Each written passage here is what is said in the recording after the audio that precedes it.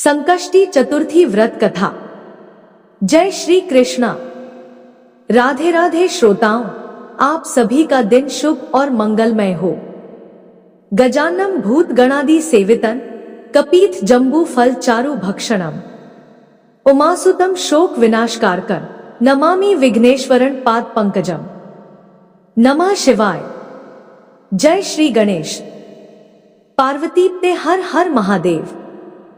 प्रिय श्रोताओं, आज आषाढ़ मास कृष्ण पक्ष की तृतीया तिथि और दिन शनिवार है। आज संकष्टी गणेश चतुर्थी का व्रत है, जिसे विकट संकष्टी चतुर्थी भी कहा जाता है। विकट का अर्थ है भय, डर और संकष्टी का मतलब होता है संकट को हरने वाली।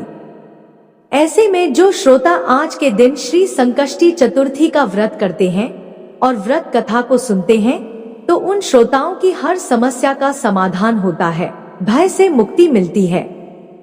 श्री गणेश भगवान की कृपा से घर में सुख समृद्धि आती है। तो आज मैं सुना रही हूँ विकट संकष्टी की बड़ी ही दुर्लभ पौराणिक व्रत कथा, जिसे आप सभी श्रोतागण बड़ी श्रद्धा तथा प्रसन्नचित्त मन से पूरा अवश्य सुनिएगा। गंग गणपत्ये नमः। प्रिय श्रोताओं, इस संकटनाशक व्रत को श्री गणेश जी के कहने पर स्वयं आदि शक्ति माता पार्वती ने किया था। तो आज मैं वही कथा सुनाने जा रही हूँ, जिसे सुनकर माता पार्वती प्रभावित हुई और व्रत का संकल्प किया। गंग गणाधिपते नमः। एक बार सभी ऋषिगणों ने भगवान स्कंद कुमार से कहा, हे भगवान, हम आपसे मनुष्यों के कल्याण हेतु कोई ऐसा व्रत विधि और व्रत कथा सुनना चाहते हैं, जिसे करने और सुनने से व्यक्ति का कल्याण हो।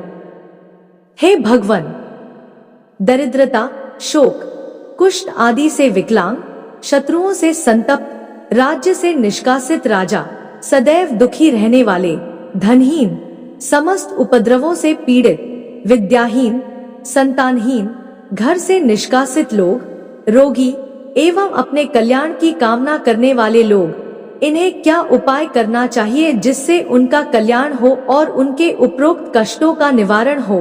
यदि आप कोई उपाय जानते हैं तो कृपया बताइए। स्वामी कार्तिकेय जी ने कहा, हे ऋषियों, आपने जो प्रश्न किया है उसके निवारण हेतु मैं आप सभी को एक शुभ फलदायक कथा और नियम सुनाता हूँ। इस व्रत को करने से पृथ्वी के समस्त प्राणी सभी संकटों से मुक्त हो जाते हैं। यह व्रत राज महापुण्यकारी एवं मानवों को सभी कार्यों में सफलता देने वाला है। विशेषतः यदि इस व्रत को महिलाएं करें, उन्हें संतान एवं सौभाग्य की वृद्धि प्राप्त होती है। इस व्रत को धर्मराज युधिष्ठिर ने किया था। पूर्व काल में राज्य से विहीन होकर अपने भाइयों के साथ जब धर्मराज वन में चले गए थे, तब उस वनवास काल में भगवान श्री कृष्ण जी ने उनसे कहा था। युधिष्ठिर ने भगवान श्री कृष्ण से अपने कष्टों को समाप्त करने हेतु प्रश्न किया था। अतः उस कथा को आप श्रवण कीजिए। युधिष्ठिर पूछते हैं, हे पुरुषोत्तम, ऐसा कौन सा उपाय है जिससे हम वर्तमान कष्टों से मुक्त हो सकें? हे गदाधर, आप सर्वज्ञ हैं। हम लोगों को आगे अब किसी प्रकार का कष्ट न भुगतना पड़े, ऐसा उपाय बताइए। स्कंद कुमार जी कहते हैं, जब धैर्यवान युधिष्ठिर विनम्र भाव से हाथ जोड़कर बारंबार अपने कष्टों के निवारण का उपाय पूछने लगे, तो भगवान श्री कृष्ण ने कहा, हे राजन, संपूर्ण कामनाओं को पूर्ण करने वाला एक बहुत बड़ा गुप्त व्रत है। हे युधिष्ठिर, इस व्रत के संबंध में मैंने आज तक किसी को नहीं बताया है। प्राचीन काल की बात है, सतयुग में पर्वतराज हिमाचल की सुंदर कन्या पार्वती ने शंकर जी को पति रूप में प्राप्त करने के लिए गहन वन में जाकर कठोर तपस्या की, परंतु भगवान शिव प्रसन्न होकर प्रकट नहीं हुए। तब शैलकन्या पार्वती जी ने आदि काल से विद्यमान श्री गणेश जी का स्मरण किया। गणेश जी को उसी क्षण प्रकट देखकर पार्वती जी ने पूछा, मैंने कठोर, दुर्लभ एवं लोमहर्षक तपस्या की, किंतु अपने प्रिय भगवान शिव को प्राप्त न कर सकी। वह कष्ट विनाशक दिव्य व्रत जिसे नारद जी ने कहा है और जो आपका ही व्रत है, उस प्राचीन व्रत के तत्व को आप मुझसे कहिए। पार्वती जी की बात सुनकर तत्कालीन सिद्धिदाता गणेश जी उस कष्टनाशक शुभ फलदायक व्रत का प्रेम से वर्णन करने लगे। गणेश जी ने कहा, हे अचल सुते, अत्यंत पुण्यकारी एवं समस्त कष्टनाशक व्रत को कीजिए। इसके करने से आपकी सभी आकांक्षाएं पूर्ण होंगी और जो व्यक्ति इस व्रत को करेंगे उन्हें भी सफलता मिलेगी। अतः आप भी इसे पूरी श्रद्धा भक्ति से सुने। पूर्व काल में कौशल देश में देवदत्त नामक एक विख्यात ब्राह्मण रहता था। देवदत्त का विवाह रोहिणी नामक एक सुंदर कन्या से हुआ, किंतु अनेक वर्ष बीत जाने के बाद भी देवदत्त की कोई संतान नहीं हुई। इस कारण वह सदैव दुखी रहता था। एक बार देवदत्त के हृदय में पुत्रेष्टि यज्ञ करने का विचार उत्पन्न हुआ, क्योंकि देवदत्त श्री गणेश जी का अनन्य भक्त था। फिर भी उसने मन में यज्ञ करने की ठान ली। उसने शीघ्र ही तमसा नदी के तट पर एक विशाल यज्ञ मंडप का निर्माण कराया। यज्ञ संपन्न कराने के लिए उसने सुहोत्र, याज्ञवल्क्य, बृहस्पति, पैल, गोभिल आदि ऋषियों को आमंत्रित किया। निश्चित समय पर यज्ञ का शुभारंभ हुआ। यज्ञ वेदी पर ऋषि गोभिल सामवेद का गान करते हुए रथंतर मंत्र का उच्चारण कर रहे थे। तभी मंत्रोच्चारण करते समय उनका स्वर भंग हो गया। इससे देवदत्त कुपित होकर गोभिल ऋषि से बोला, हे मुनिश्रेष्ठ, आप बड़े ज्ञानी हैं। मैं यह यज्ञ पुत्र प्राप्ति के लिए कर रहा हूँ और आपने इस सकाम यज्ञ में स्वरहीन मंत्र का उच्चारण कर दिया। आप जैसे ज्ञानी ऋषि को यह शोभा नहीं देता।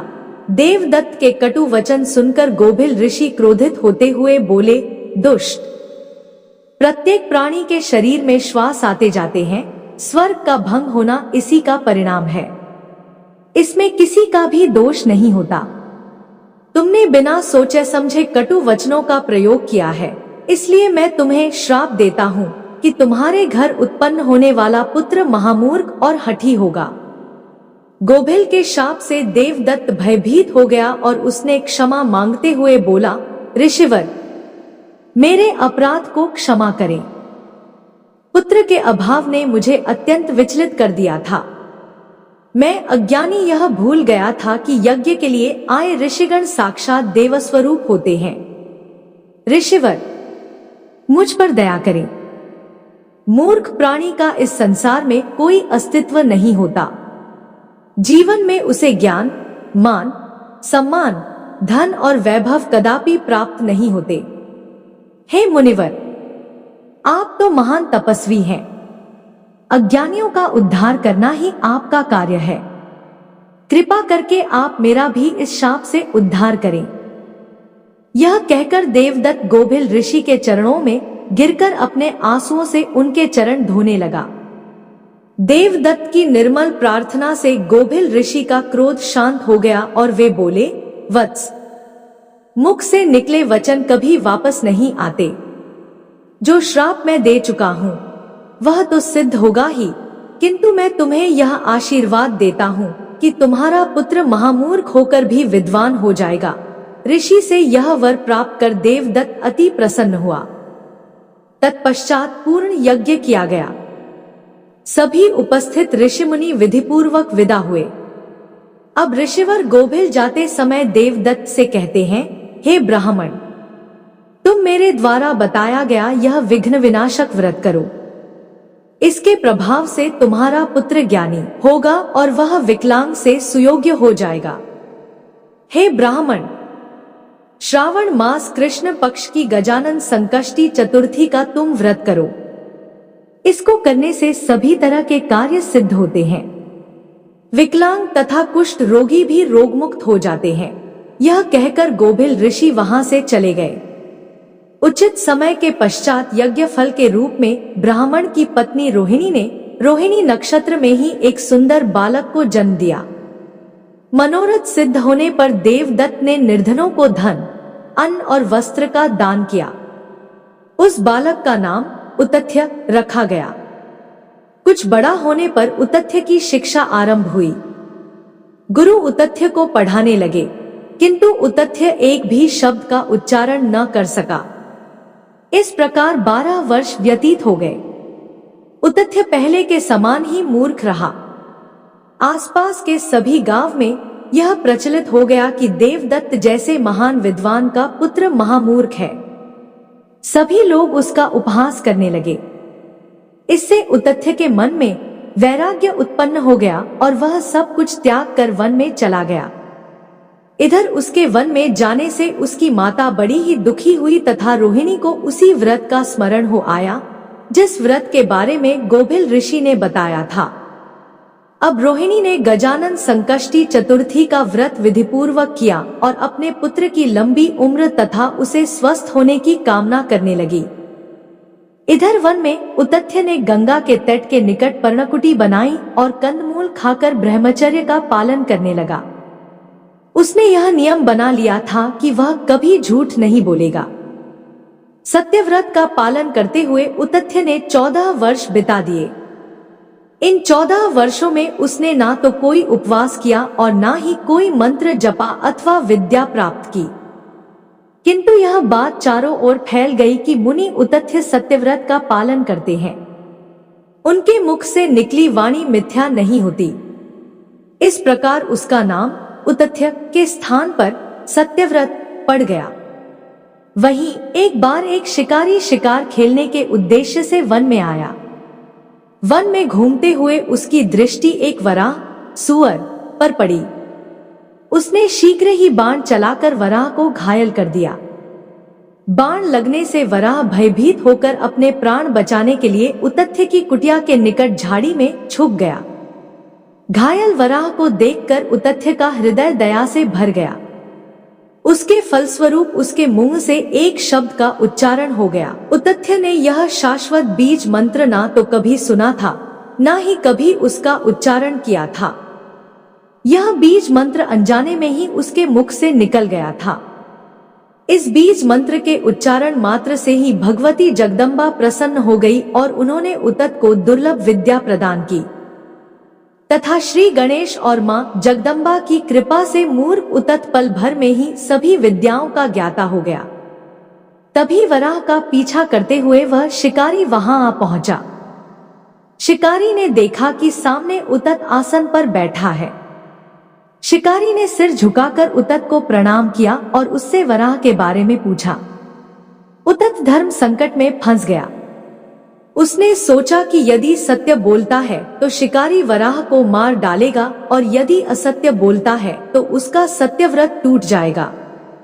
अंत में ज्ञानवान उतत बोला, हे व्याध, मैंने जिन आंखों से देखा है वे बोल नहीं सकती और जो जीभ बोल सकती है उसने वराह को नहीं देखा। इसलिए मैं तुम्हारे प्रश्न का उत्तर किस प्रकार दूं? उतत की बात सुनकर शिकारी निराश होकर वहां से लौट गया। भगवती जगदम्बा की कृपा दृष्टि पड़ने से उतत वाल्मीकि के समान एक महान कवि और विद्वान बन गया। उसकी बुद्धिमत्ता चारों ओर फैलने लगी। यज्ञों और अन्य धार्मिक उत्सवों में उसका यश गाया जाने लगा। उसकी कीर्ति सुनकर उसका पिता देवदत्त वन में गया और उसे मनाकर घर वापस लाया। सावन माह के कृष्ण पक्ष की चतुर्थी के दिन गजानन श्री गणेश चतुर्थी का व्रत रखा और गणेश भगवान की कृपा से मूर्ख उतत को ज्ञान, मान, सम्मान और वैभव की प्राप्ति हुई। आगे भगवान श्री गणेश जी माता पार्वती से कहते हैं, हे देवी, इस महान व्रत को करने से आपकी सभी आकांक्षाएं पूर्ण होंगी और जो श्रोताओं इस व्रत को करेंगे उन्हें भी सफलता मिलेगी। श्रावण कृष्ण चतुर्थी की रात्रि में चंद्रोदय होने पर पूजन करना चाहिए। उस दिन मन में संकल्प करें कि जब तक चंद्रोदय नहीं होगा मैं निराहार रहूंगी। पहले गणेश पूजन कर ही भोजन करूंगी। मन में ऐसा निश्चय करना चाहिए। इसके बाद सफेद तिल से जल से स्नान करें, मेरा पूजन करें। यदि सामर्थ्य हो तो प्रतिमा स्वर्ण की मूर्ति का पूजन करें। अपनी शक्ति के अनुसार सोने, चांदी, तांबे अथवा मिट्टी के कलश में जल भरकर उस पर गणेश जी की प्रतिमा स्थापित करें। मूर्ति कलश पर वस्त्र बिछाकर उसमें अष्टदल कमल की आकृति बनाएं। तत्पश्चात षोडशोपचार विधि से भक्ति पूर्वक पूजन करें। मूर्ति का ध्यान निम्न प्रकार से करें और कहें, हे लंबोदर, चार भुजा वाले, त्रिनेत्र वाले, लाल रंग वाले, हे नीलवर्ण वाले, शोभा के भंडार, प्रसन्न मुख वाले श्री गणेश जी, मैं आपका ध्यान करता करती हूं। हे गजानन, मैं आपका आवाहन करता करती हूं। हे विघ्नराज, आपको प्रणाम करता करती हूं। यह आसन है। हे लंबोदर, यह आपके लिए खाद्य है। हे संकर्ष सुवन, यह आपके लिए अर्घ्य है। हे उमापुत्र, यह आपके लिए स्नानार्थ जल है। हे वक्रतुंड, यह आपके लिए आचमनी जल है। हे शूककर्ण, यह आपके लिए वस्त्र है। हे शोभित, यह आपके लिए यज्ञोपवीत है। हे गणेश्वर, यह आपके लिए रोली चंदन है। हे विघ्न विनाशक, यह आपके लिए फूल है। हे विकट, यह आपके लिए धूप बत्ती है। हे वामन, यह आपके लिए दीपक है। हे सर्वदेव, यह आपके लिए लड्डू का नैवेद्य है। हे देव, यह आपके निमित्त फल है। हे विघ्नहर्ता, यह आपके निमित्त मेरा प्रणाम है। प्रणाम करने के बाद क्षमा प्रार्थना करें। इस प्रकार षोडशोपचार विधि से पूजन करके नाना प्रकार के प्रसादों को बनाकर भगवान को भोग लगाएं। हे देवी, शुद्ध घी में 15 लड्डू बनाएं। सर्वप्रथम भगवान को लड्डू अर्पित करके उनमें से 5 ब्राह्मणों को दे दें। अपने सामर्थ्य के अनुसार दक्षिणा देकर चंद्रोदय होने पर भक्ति भाव से अर्घ्य दें। तत्पश्चात 5 लड्डू का स्वयं भोजन करें और कहें, हे देवी, तुम सब तिथियों में सर्वोत्तम हो, गणेश जी की परम प्रियतमा हो। हे चतुर्थी, हमारे द्वारा प्रदत्त अर्घ्य को ग्रहण करो। तुम्हें प्रणाम है। निम्न प्रकार से चंद्रमा को अर्घ्य प्रदान करें। क्षर सागर से उत्पन्न, हे लक्ष्मी के भाई, हे निशाकर, रोहिणी सहित, हे शशि, मेरे दिए हुए अर्घ्य को ग्रहण कीजिए। गणेश जी को इस प्रकार प्रणाम करके कहें, हे लंबोदर, आप संपूर्ण इच्छाओं को पूर्ण करने वाले हैं, आपको प्रणाम है।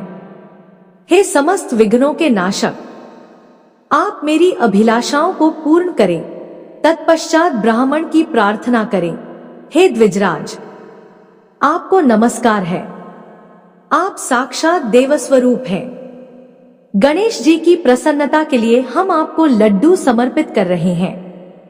आप हम दोनों का उद्धार करने के लिए दक्षिणा सहित इन 5 लड्डुओं को स्वीकार करें।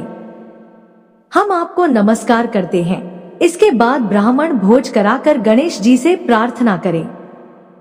यदि इन सब कार्यों को करने की शक्ति न हो तो अपने भाई बंधु के साथ दही एवं पूजन में निवेदित पदार्थ का भोजन करें, प्रार्थना करें, प्रतिमा का विसर्जन करें और अपने गुरु को अन्न, वस्त्र आदि एवं दक्षिणा के साथ मूर्ति दे दें। इस प्रकार से विसर्जन करें। हे देवों में श्रेष्ठ गणेश जी, आप अपने स्थान को प्रस्थान कीजिए एवं इस व्रत पूजा के फल को दीजिए। गणेश जी ने कहा, हे सम्मुखी, इस प्रकार जीवन भर गणेश चतुर्थी का व्रत करना चाहिए। यदि जन्म भर न कर सके तो 21 वर्ष तक करें। यदि इतना करना भी संभव न हो तो 1 वर्ष तक 12 महीने के व्रत को करें। यदि इतना भी न हो सके तो वर्ष के 1 मास को अवश्य ही व्रत करें और श्रावण चतुर्थी को व्रत का उद्यापन करें।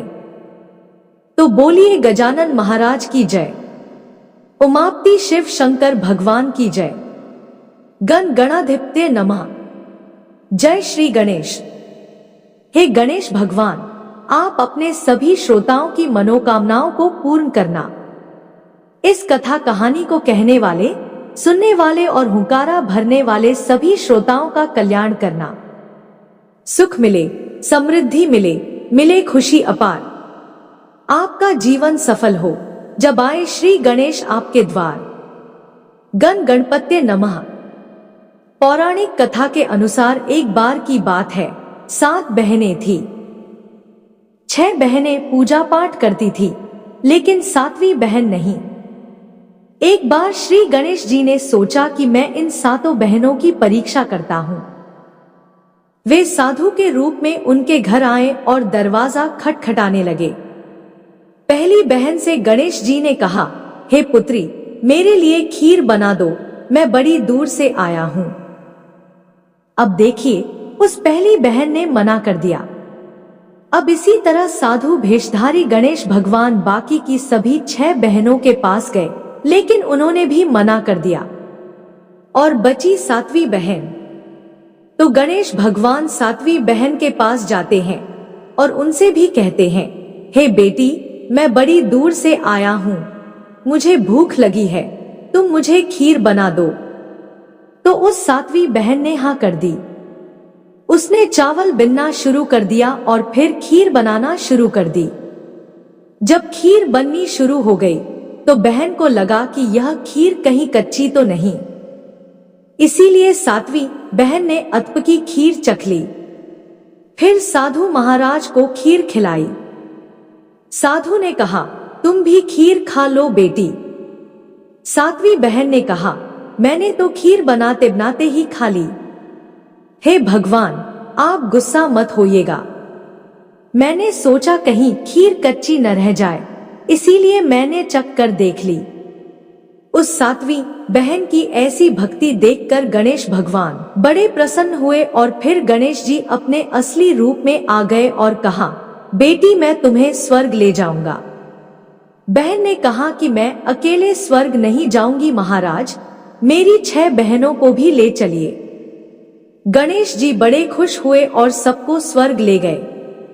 स्वर्ग में मजे से घूमने के बाद सभी वापस आ गए और जब अपने घर आते हैं तो उन्होंने देखा कि उनकी कुटिया की जगह एक बहुत आलीशान महल है। महल में नौकर चाकर, गाड़ी घोड़े सब है और इसी प्रकार वे रानियों की तरह जीवन व्यतीत करने लगे। जय हो गणेश भगवान। हे गणेश भगवान, जैसी कृपा आपने 7वीं बहन पर की, वैसे कृपा सभी पर करना। कहानी को कहते सुनते हुंकारा भरते सभी का कल्याण करना। जय गणेश भगवान। प्रिय श्रोताओं, अब आप श्रवण करेंगे सभी दुखों को हरने वाली गणेश भगवान की दूसरी कथा। एक गांव में एक कुम्हार रहता था। उसकी 2 पत्नियां थी। दोनों पत्नियों को एक एक बेटी थी। बड़ी का नाम सुखिया और छोटी का नाम दुखिया था। बड़ी वाली बहुत चालाक थी। वह अपनी बेटी सुखिया के साथ पूरे घर पर राज करती थी।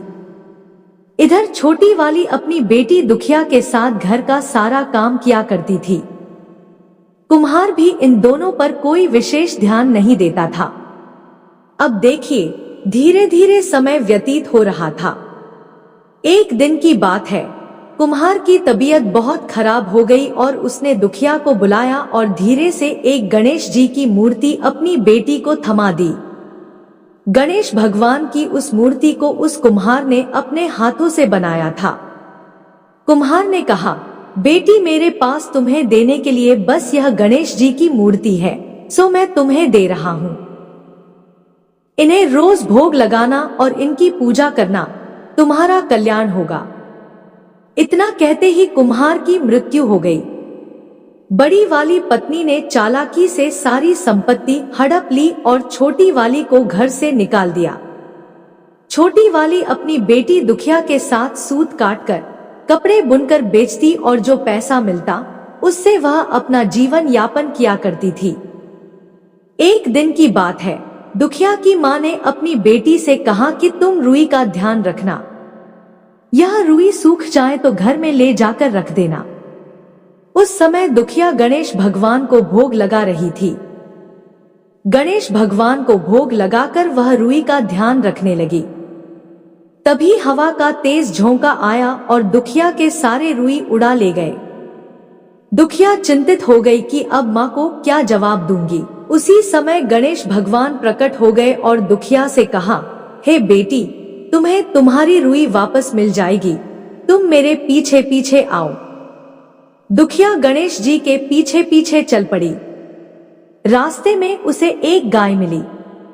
गाय बोली, बेटी, मेरे चारों ओर गोबर बिखरे पड़े हैं, तुम जरा इन्हें साफ कर दोगी। प्रिय श्रोताओं, मेहनत और दूसरों की सेवा करने की आदि दुखिया अपने स्वभाव के अनुसार गोबर साफ करने लगी। उसके बाद गाय के आगे उसने घास का एक बड़ा सा गट्ठर रख दिया और पानी भरी बाल्टी भी रख दी। तब गाय माता ने कहा, बेटी, आते समय मुझसे मिलते जाना। अब दुखिया आगे बढ़ती है। आगे जाते जाते एक केले का पेड़ पड़ता है। केले के पेड़ ने कहा, बेटी, मेरे पेड़ के नीचे बहुत सारे खरपतवार हैं और मेरी टहनी नीचे की तरफ झुक गई है, तुम इसे सीधा कर दो और मेरे खरपतवार को साफ कर दो। दुखिया ने केले के पेड़ के आग्रह पर उसके नीचे गिरे सभी पत्तों को हटाया, एक टहनी की मदद से पेड़ को सीधा किया। फिर वह केला बोला, हे बेटी, तुम यदि वापस आना तो मुझसे मिलते हुए जाना। दुखिया ने कहा, ठीक है पेड़ महाराज। अब दुखिया आगे बढ़ी। आगे जाते जाते एक घोड़ा मिला जो खूंटी से बंधा हुआ था। घोड़े ने कहा, बेटी, मैं बहुत दिनों से भूखा हूँ, कुछ खाने को दे दो। दुखिया ने उसे घास काट कर खिलाया और पानी पिलाया। आगे बढ़ने पर एक चांदी सी सफेद बालों वाली बुढ़िया माई मिली जो चांद की माँ थी। गणेश भगवान ने दुखिया को इशारा किया कि जाकर इन्हीं बुढ़िया माई से अपनी रुई मांग ले। दुखिया ने बुढ़िया माई के चरण स्पर्श किए और अपनी रुई मांगी। बुढ़िया माई बोली, रुई मिलेगी, लेकिन पहले अंदर जाकर बालों में तेल लगाकर तालाब में नहा। इसके पश्चात नई साड़ी पहनकर खाना खाकर आ। दुखिया बुढ़िया माई के घर के अंदर चली गई और बालों में तेल लगाकर जो ही उसने तालाब में डुबकी लगाई, चमत्कार हो गया, वह परी की तरह सुंदर बन गई। दूसरी डुबकी लगाई तो उसका शरीर गहनों से लद गया। तीसरी डुबकी लगाने की उसकी हिम्मत नहीं हुई। उसने कक्ष में आकर कीमती साड़ी न पहनकर एक साधारण सी साड़ी पहनी। भोजन कक्ष में गई तो वहां रसोई घर में पकवान सजे हुए थे। सभी पकवानों को छोड़कर दुखिया ने रोटी और सब्जी खाई और बुढ़िया के पास गई।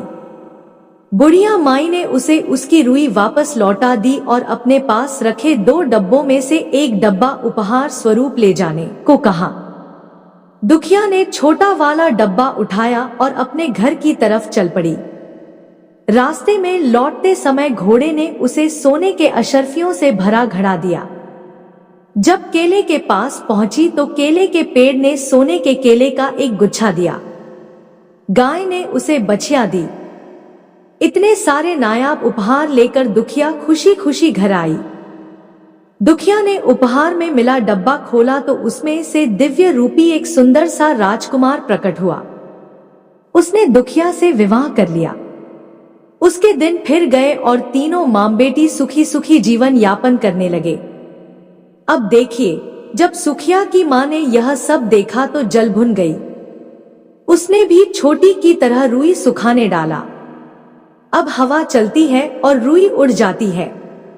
बड़ी वाले ने अपनी बेटी सुखिया को उसे रुई लाने को भेजा। रास्ते में गाय, घोड़े, केले ने जो विनती दुखिया से की थी वही विनती सुखिया से भी की, लेकिन सुखिया मुंह पिचका कर आगे चली गई। और आगे जाते जाते चांदी सी बालों वाली वही बूढ़ी माँ बैठी हुई मिली। उसने बुढ़िया माई से अपनी रुई ऐसे मांगी जैसे वह आदेश दे रही हो।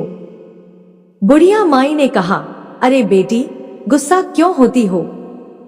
मेरे घर के अंदर जाओ और बालों में तेल लगाकर तालाब में डुबकी लगा लो और सुंदर वस्त्र पहनकर भोजन करके चली आना। अब क्या था, बुढ़िया माई के घर में सुखिया प्रवेश करती है और बुढ़िया माई के कहे अनुसार वह बालों में तेल लगाती है और पास में तालाब में डुबकी लगाने जाती है।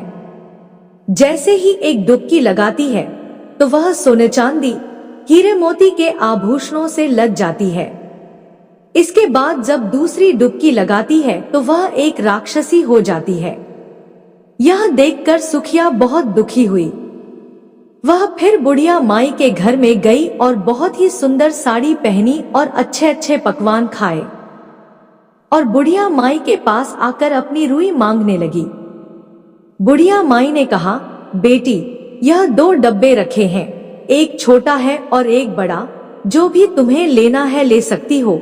सुखिया ने लालचवश बड़ा वाला डब्बा उठा लिया और यह सारी चीजें लेकर सुखिया आगे बढ़ती है। रास्ते में घोड़े के पास जाती है तो घोड़े ने उसे एक लात मारी। जब केले के पास जाती है तो उस केले ने उसके ऊपर छिलकों की वर्षा कर दी। गाय ने भी उसे सींग मारकर दूर फेंक दिया। रोती बिलखती सुखिया घर आई और माँ को सारी बातें बताती है। अब जब रात होती है तो उसने वह उपहार वाला डब्बा खोला। उसने सोचा उसमें बहुत सारे हीरे मोती और जवाहरात होंगे, लेकिन उसमें एक बहुत विशाल अजगर निकला। उस अजगर ने सुखिया को निगल लिया और उसकी माँ रोती बिलखती घर से निकलकर भाग गई। उसकी माँ का सब कुछ खत्म हो गया, कुछ भी शेष नहीं बचा। प्रिय श्रोताओं, जो भी गणेश भगवान की भक्ति तन, मन और धन से करता है तो गणेश भगवान उसे धन धान्य से सराबोर कर देते हैं, उसे निहाल कर देते हैं। और जो उनके भक्तों से ईर्ष्या करता है, उनकी निंदा करता है, उसका सुखिया के जैसे ही हाल होता है। इसलिए गणेश भगवान की पूजा बड़े ही भक्तिभाव से करें और उनके भक्तों की निंदा कदापि ना करें। एक बार प्रेम से बोलिए, जय गणेश भगवान। गौरी नंदन श्री गणेश भगवान की जय। जय गणपति सद्गुण सदन, कविवर वदन कृपाल, विघ्न हरण, मंगल करण। जय जय गिरिजान। जय जय जय गणपति गणराजू, मंगल भरण, करण शुभ काजू। जय गजवदन, सदन सुखदाता, विश्व विनायक, बुद्धि दाता। वक्रतुंड, सुचुंड सुहावन, तिलक त्रिकुंड भाल मन भावन। राजत मणि मुक्त उर्माला, स्वर्ण मुकुट सिर, नयन विशाला। पुस्तक, पाश, कुठार, त्रिशूल, मोदक भोग, सुगंधित फूल। सुंदर पीतांबर तन साजित, चरण पादुका मुनि मन राजित। धनी शिव सुवन, दानन प्राता, गौरी लाल, विश्व विख्याता। रिद्धि सिद्धि तव चंवर सुधारे, मूषक वाहन सोहत द्वारे। कहो जन्म सुख कथा तुम्हारी, अति शुभ पावन मंगलकारी। दददेख समय गिरिराज कुमारी, तप हेतु तप कियो है भारी। भयो यज्ञ जब पूर्ण अनुपा, तब पहुंचे तुम धरी द्विज रूपा। अतिथि जानी के गौर सुखारी, बहुविधि सेवा करी तुम्हारी। अति प्रसन्न हुए तुम वर दीन्हा, मातु पुत्र हित जो तप कीन्हा। मिलही पुत्र तू ही बुद्धि विशाला, बिना गर्भधारण यही काला। गणनायक, गुण ज्ञान निधाना, पूजित प्रथम रूप भगवाना। अस कहीं अंतर्धान रूप हवे, पालना पर बालक स्वरूप हुए। बन शिशु रुदन जबहि तुम ठाना, लख मुख सुख नहीं गौर समाना। सकल मंगल सुख मंगल गावहीं, नपते सुरन सुमन वर्षावहीं। शुभ हुमा बधु दान लुटावहीं, सुर मुनिजन सुत देखन आवहीं। लख अति आनंद मंगल साजा, देखन भी आए शनि राजा। जिन अवगुण गुनी सन मन माही, बालक देखन चाहत नाही। गिरिजा कुछ मन भेद बतायो, उत्सव मोर न शनि तुम्हें भायो। कहत गए शनि मन मुसुकायो, का करिहो शिशु मोह दिखाई। नहीं विश्वास उमा उभय साना, सो बालक देखन कहियो माना। पत्तही शनि सुत को देखियो, कोड प्रकाशे बालक शीश उड़ गयो। आकाशा गिरिजा गिरी विकल हवे, अवधरणी सो दुखदशा गयो। वही वर्डी हाहाकार मच्यो, कैलासा सन किन लख सुत को नाशा। तुरत गरुड़ चढ़ी विष्णु सिधाए, काटी चक्र सो गज शिर लाए। बालक के धड़ ऊपर धारियो, प्राण मंत्र पढ़ शंकर डारियो। नाम गणेश शंभु तब दीन्हा, प्रथम पूज्य बुद्धिनिधि वर दीन्हा। बुद्धि परीक्षा जब शिव की आई, पृथ्वी की प्रदीक्षा डाली। भरम भुलाई रचे बैठे तुम, बुद्धि उपाई, चरण मातु पितु के धरी लीन, है तिनके साथ प्रदक्षिणा कीन्हा। धनी गणेश कहे शिव ही हर्षे, नभ ते सुरन सुमन बहु बरसे। तुम्हारी बुद्धि बढ़ाई, शेष सहस्रमुख सके न गाई। मैं मतिहीन मलिन दुखकारी, करहूं कौन विधि विनय तुम्हारी। भजत राम सुंदर प्रभु तासा, जग प्रयाग का करा दुर्वासा।